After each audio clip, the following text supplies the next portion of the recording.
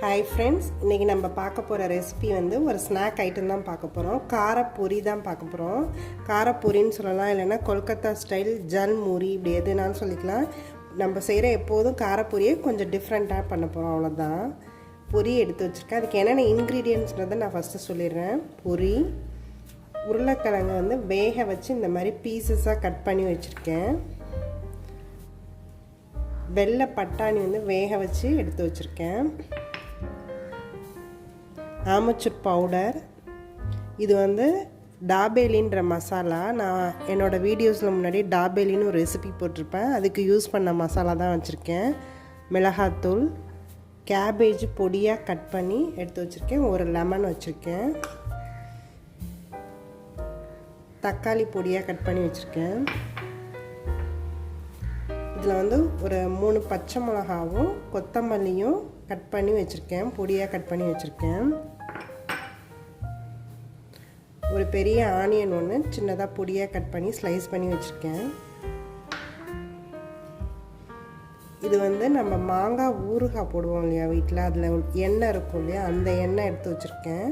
இது வந்து நான் வந்து நல்லெண்ணெயில் தான் போடுவேன், ஸோ அந்த எண்ணெய் தான் இதுக்கு யூஸ் பண்ணுறேன். நீங்கள் மஸ்டர்ட் ஆயிலில் போடுறவங்க இருந்தால் மஸ்டர்ட் ஆயில் யூஸ் பண்ணலாம், பட் நான் நல்லெண்ணெய் தான் யூஸ் பண்ணுவேன், அதனால் அந்த எண்ணெய் தான் எடுத்து வச்சுருக்கேன்.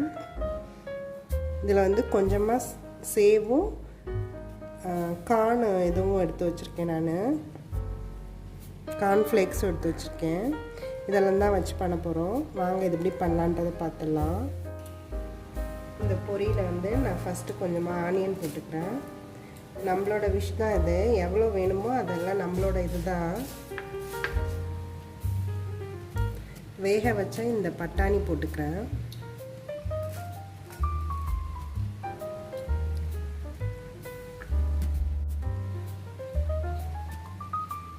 தக்காளி போட்டுக்கிறேன். பச்சை மிளகா, கொத்தமல்லி ரெண்டுமே போட்டுக்கிறேன். உருளைக்கிழங்கு வேக வச்சு பீஸாக கட் பண்ணோம் இல்லையா, அது.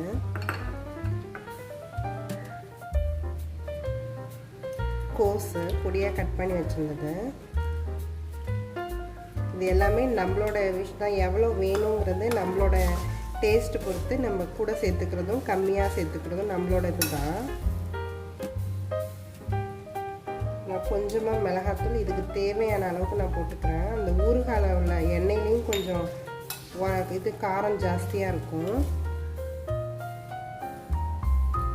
ஆமச்சூர் பவுடர் போட்டுக்கிறேன்.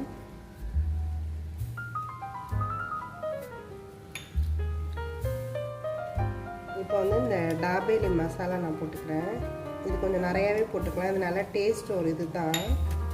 ஏன்னா இதிலே கொஞ்சம் உப்பு இனிப்பு எல்லாமே இருக்கிறனால இது கொஞ்சம் நல்லா டேஸ்ட் கொடுக்கும். இந்த எண்ணெய் வச்சுருக்கோம் இல்லையா, அது.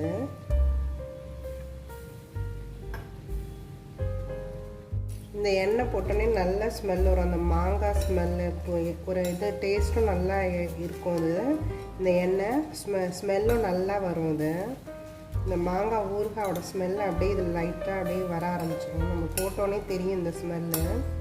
இது நல்லா மிக்ஸ் ஆகணும் எல்லா இடத்துலையும். இந்த எண்ணெய் வந்து எல்லாத்துலேயும் கோட் ஆகிற மாதிரி நம்ம எண்ணெய் வந்து நான் வந்து இதுக்கு வந்து இந்த அளவுக்கு நான் வந்து ஒரு 2 ஸ்பூன் ஊற்றிருக்கேன், அதுவே போதும். வேணும்னா நீங்கள் இன்னும் கொஞ்சம் ஊற்றிக்கலாம் இருந்தால் ஊற்றிக்கலாம். இது நல்லா எல்லா இடத்துலையும் கோட் ஆகணும். இப்போ வந்து லாஸ்ட்டாக இந்த சேவும் இந்த கார்ன் எடுத்து வச்சுருக்கேன் இல்லையா, அதையும் போட்டுக்கிறேன்.